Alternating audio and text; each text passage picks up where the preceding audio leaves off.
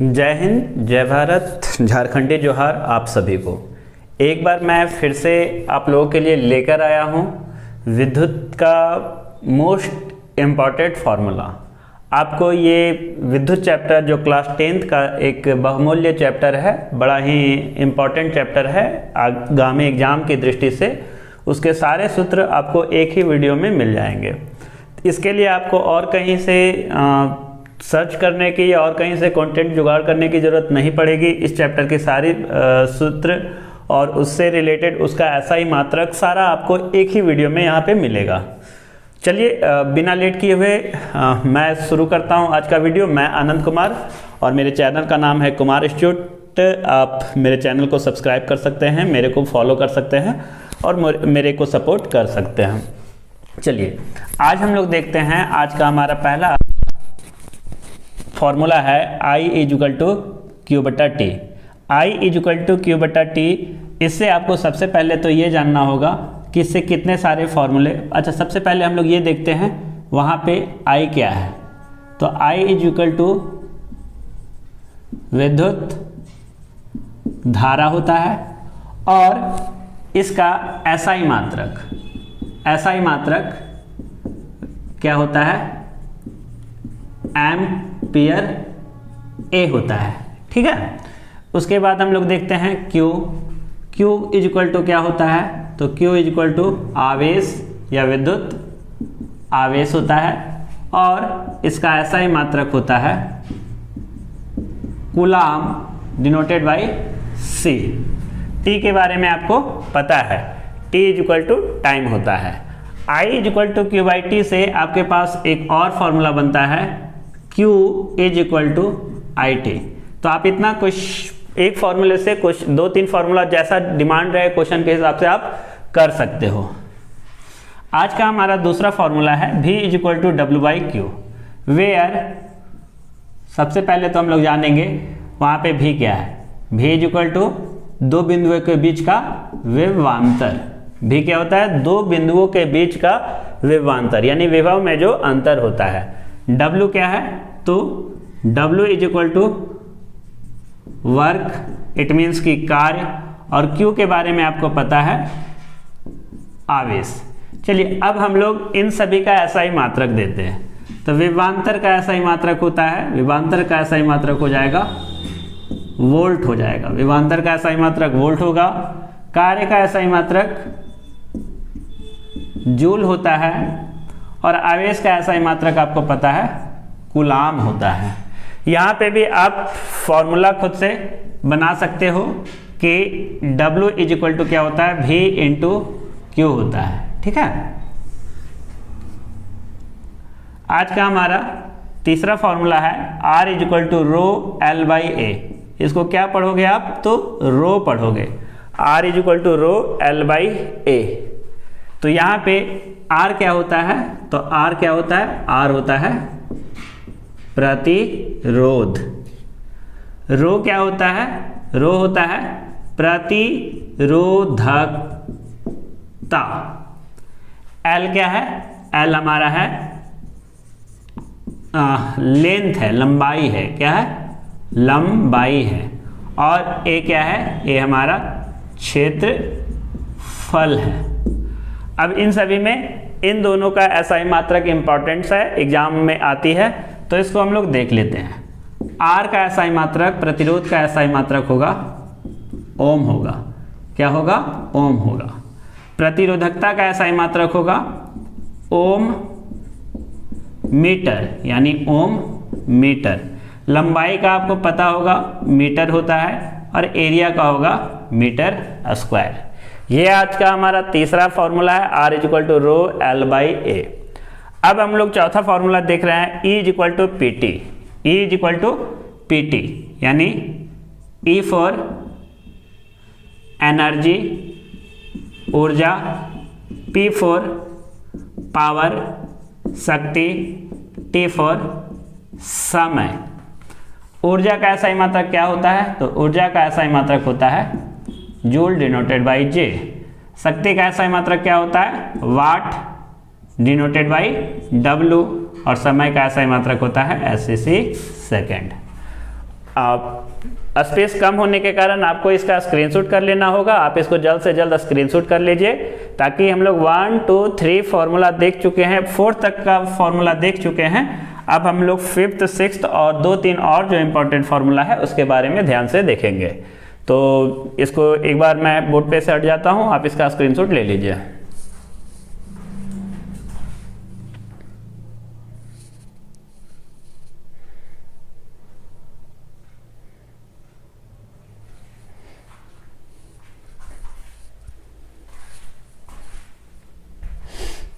I hope आपको यहाँ तक का वीडियो समझ में आ गया होगा, यहाँ तक का जो भी कंटेंट है, कॉन्सेप्ट है, समझ में आ गया होगा।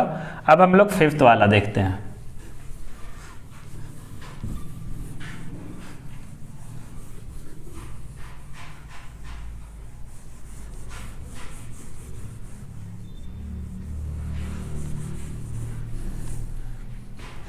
हमारा 5th है R S is equal to R1 प्लस R2 प्लस R3। तो आर एस यानी आर यानी प्रतिरोध, आर यानी प्रतिरोध। तो प्रतिरोध का फॉर्मूला यानी ये क्या है, ये कैसा क्वेश्चन आएगा। तो मान लीजिए आपके पास एक ऐसा क्वेश्चन है जिसमें 3 प्रतिरोधक है, जिनका रेसिस्टेंस जो है सो R1 R2 और R3 दिया हो, और वो सारा का सारा जो है सो आपस में सीरीज में जुड़ा हो। तो उस समय हम लोग आर एस का फॉर्मूला लगाएंगे। जैसे इसको आप एक एग्जाम्पल के तहत हम आपको समझाने का प्रयास करते हैं। मान लीजिए एक रेसिस्टेंस है, इसका प्रतिरोध R1 है, एक और इससे ऐसे करके जुड़ा हुआ है, और एक और आपका इस तरह से जुड़ा हुआ है। इसका प्रतिरोध R2 है और इसका प्रतिरोध R3 है। तो इस समय इस पूरे तार का, इस पूरे रेसिस्टेंस का जो टोटल प्रतिरोध होगा वो निकालने का फॉर्मूला क्या है। तो वो निकालने का फॉर्मूला है कि R टोटल, यानी R चूंकि सीरीज में है तो S for series, R series में है जुड़ा हुआ, तो इसको क्या करेंगे, R1 जोड़ R2 और जोड़ R3 ऐड कर देंगे। जैसे सपोज डैट आपका एक का रेसिस्टेंस दिया हुआ है 2 ओम, एक का दिया हुआ है 3 ओम और एक का दिया हुआ है 4 ओम। तो इस समय टोटल रेसिस्टेंस कितना होगा। तो टोटल आपका RS जो होगा वो 2 ओम, 3 ओम और 4 ओम, 3 2 5 4 9। टोटल रेसिस्टेंस जो होगा वो 9 ओम होगा। इस चीज को आप ध्यान से रखिएगा। आपको अभी कंपेयर करके हम दिखाएंगे 5th फार्मूला और 6th फार्मूला में। उसी तरह से आपका RP, P फॉर पैरेलल, यानी यही रेसिस्टेंस आपका सीरीज में ना होके पैरेलल हो। सपोज दैट ये आपका इस तरह से हो,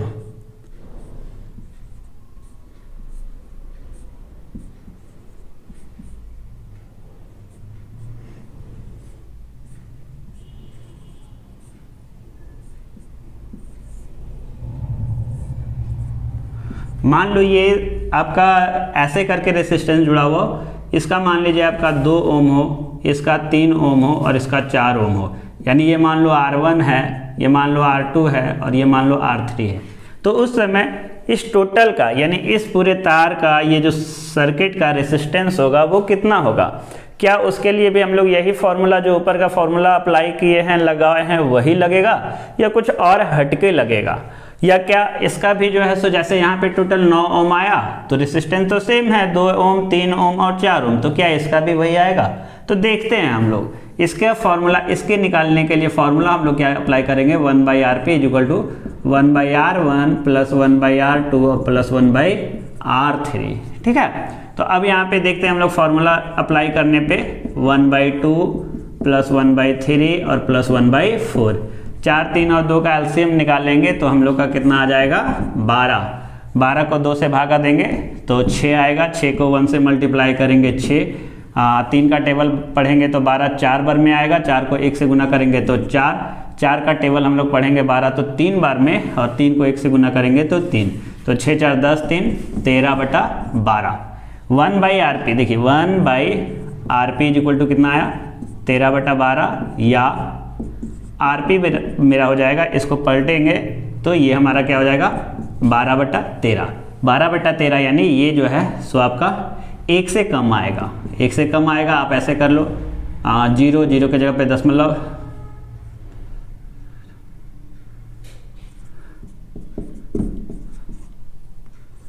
यानी 0.92 रेसिस्टेंस आएगा। तो देखिए कितना फ़र्क होता है। जब श्रेणी क्रम में हम लोग जोड़ेंगे तो उसका टोटल रेसिस्टेंस 9 ओम आ रहा है, और वही प्रतिरोधक वाला वैल्यू लेके यदि उसे पार्ट्स क्रम में ऐड करेंगे तो उसका रेसिस्टेंस जो है सो 1 ओम से भी कम आ रहा है। तो ये है दोनों में डिफरेंस। इसमें कुछ समझना नहीं था, क्वेश्चन आपको समझा दिए। इसी टाइप का एग्जाम में क्वेश्चन आएगा, आपको कुछ क्वेश्चन भी आगे बताने का प्रयास करूंगा। आगे हम लोग 7, 8, 9 फार्मूला देखेंगे। आपको स्क्रीनशॉट करना है तो इसका कर सकते हैं।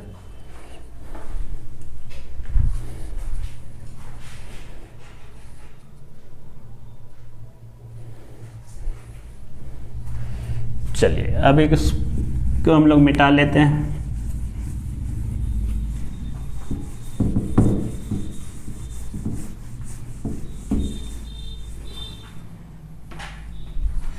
अब आज हम लोग इस चैप्टर का जो अगला फॉर्मूला देखते हैं वो हम लोग देखते हैं पावर का, P बराबर। तो P बराबर यहाँ पे आपका 3 फार्मूला हम लोग याद करके रखेंगे। P equal to V I A में, B मान के चलो P equal to I square R, और C में मान के चलो P equal to V square बटा आर। मैं आपको ये भी बताऊंगा कि एक फार्मूला से आप दूसरा और तीसरा कैसे फाइंड आउट कर सकते हो। तो P equal to V I, P equal to V I where आपका जहाँ पे P क्या होता है, तो P के बारे में आपको पता है। P क्या होता है, शक्ति होता है।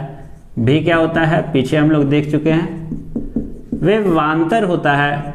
और I क्या होता है, तो I होता है हमारा विद्युत धारा। SI मात्रक फिर से हम लोग एक बार चेक कर लेते हैं। तो इसका जो SI मात्रक होगा, इसका जो SI मात्रक होगा, शक्ति का SI मात्रक क्या हो जाएगा, वाट हो जाएगा, डिनोटेड बाय W। विभवांतर का SI मात्रक हो जाएगा वोल्ट, डिनोटेड बाय V। और विद्युत धारा का SI मात्रक हो जाएगा एम्पेयर, डिनोटेड बाय A। अब देखिए अगला फॉर्मूला है P equal to I square R. तो यहीं पे हम R का केवल बता देते हैं, R बाकी सबका तो क्लियर है। यहीं पे R बराबर क्या होता है, R is denoted for resistance, प्रतिरोध। SI मात्रक is ohm, denoted by this sign. And next formula is P equal to V square बटा R, where V R we have discuss above. Now we have also discussed about V is equal to विभवांतर, SI मात्रा का विभवांतर is equal two volt. अब देखिए ये और ये फॉर्मूला आया कैसे, इसको हम लोग देखते हैं। तो हम लोग पहले ही स्टार्टिंग का पहला फॉर्मूला में पढ़े थे, V बराबर क्या होता है, IR होता है। V बराबर क्या होता है, IR। आपके पास P बराबर क्या है, VI। V के जगह पे IR पुट करो, V के जगह पे आप क्या पुट करो, IR पुट करो, और पहले से क्या है I, तो हमारा क्या हो जाएगा आई स्क्वायर आर। तो ये एक फार्मूला बन गया। और क्या होता है, P इक्वल टू वी आई है। अब देखिए यहाँ से हम लोग I इक्वल टू क्या मिलेगा, I इक्वल टू मिल जाएगा V बटा आर। तो अब V के जगह पे आप V रहने दो और I के जगह पे रखो V बटा आर। तो V स्क्वायर बटा आर। तो ये यहाँ पे ये फॉर्मूला आ गया। देखिए एग्जाम हॉल में VVI आपका VVI क्वेश्चन है। एग्जाम हॉल में ऐसे आएगा, इनमें से कौन सा शक्ति का सही संबंध नहीं बताता है। ये कई बार क्वेश्चन आ चुका है। ए में ऑप्शन रहेगा VI, बी में ऑप्शन रहेगा आई स्क्वायर आर, सी में ऑप्शन रहेगा वी स्क्वायर बटा आर, और डी में ऑप्शन रहेगा नन ऑफ दिस। तो इसका सही जवाब जो होगा, इनमें से कौन सा शक्ति का सही संबंध बताता है, तो क्या P बराबर वी आई होता है, तो हाँ एकदम होता है। P बराबर आई स्क्वायर आर होता है, तो हम लोग ऊपर से देख चुके हैं आई स्क्वायर आर भी होता है, एकदम ये राइट है। P बराबर वी स्क्वायर बटा आर होता है, हाँ होता है। तो यहाँ पे ये ऑप्शन हमारा सही होगा। ये नहीं होगा, जो सही है वो हमारे लिए गलत है, वो हमारे लिए नहीं होगा। तो यहाँ पे नन ऑफ दीज होगा। इसके जगह पे कुछ और भी ऑप्शन हो सकता है, P बराबर लिख दे आई आर स्क्वायर ऐसे करके लिख दे, यहाँ पे ये भी हो सकता है। तो उसमें हम लोग इस पे टिक मारेंगे। ठीक है, तो ये यहाँ पे P का 3 फॉर्मूला देखे। अब हम लोग अगला फॉर्मूला देखते हैं।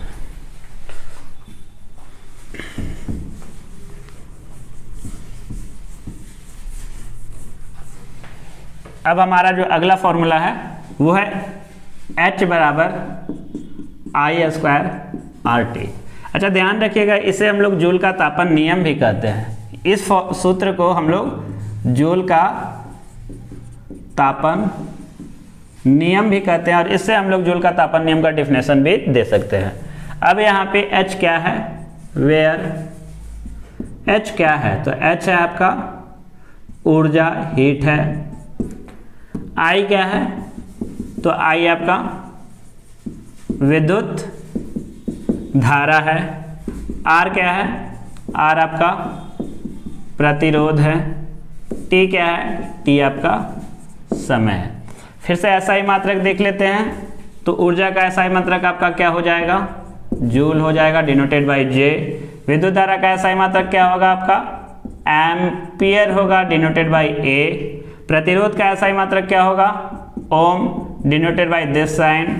एंड समय का SI मात्रक क्या होगा, सेकेंड, डिनोटेड बाय S।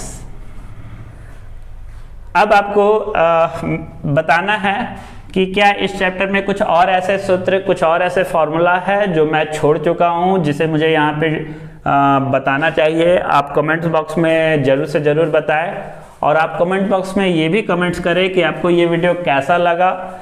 यदि ये आपके लिए थोड़ा सा भी इंफॉर्मेटिव है तो आप कमेंट्स बॉक्स में मेरे को कमेंट्स करके मेरे को मोटिवेट करें। और अगला जो वीडियो मैं लाऊंगा वो आपका इस चैप्टर का 2-3 न्यूमेरिकल क्वेश्चन, और पिछले 5-6 साल के अंदर यदि न्यूमेरिकल क्वेश्चन आया है इससे, खास करके जैकबोर्ड का यदि न्यूमेरिकल क्वेश्चन आया है तो मैं उसे यहाँ पे बोर्ड पे बताने का प्रयास करूँगा, ताकि आपको समझ में आ जाए कि किस प्रकार का सवाल आता है। समय आपके पास एकदम नहीं है, तो मैं चाहूँगा कि आप अपने तैयारी को एकदम ज़ोरों शोरों से शुरू कर दें, ताकि आप एग्ज़ाम में अच्छा से अच्छा मार्क्स सिक्योर कर पाए, और आगे जो है सो आगे के क्लास में आप इजी वे में अच्छी तरह से जा पाए। ठीक है, तो आज के लिए हम लोग इतना ही रखते हैं। ये आपका क्लास 10th का विद्युत चैप्टर बड़ा ही महत्वपूर्ण चैप्टर है, उसका सारा सूत्र एक ही जगह पे दिया हुआ है।